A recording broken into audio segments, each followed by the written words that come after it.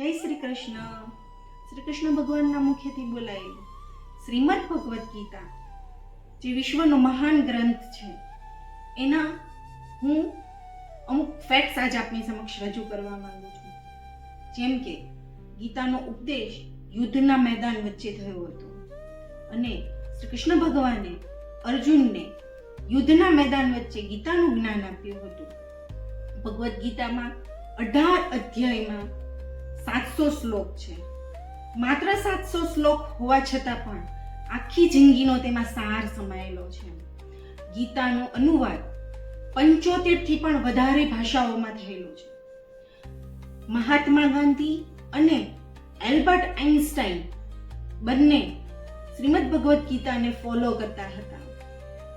Albert Einstein એવું કહેતા હતા કે ભગવદ્ ગીતા વાંચ્યા પછી મારી જિંદગીનો અને મૃત્યુનો ડર જ જતો રહ્યો.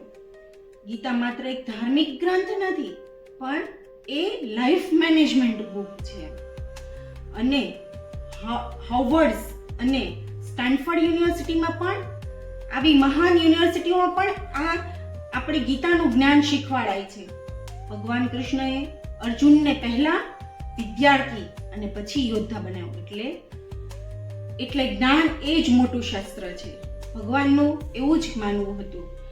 નાસાના વૈજ્ઞાનિકો પણ ગીતાના સિદ્ધાંતોને માઇન્ડ સ્ટેબિલિટી માટે શ્રેષ્ઠ ગણાવ્યા છે. આજ માટે આટલું જ. આવતા વિડીયોમાં કંઈક નવું લઈને આવીશ.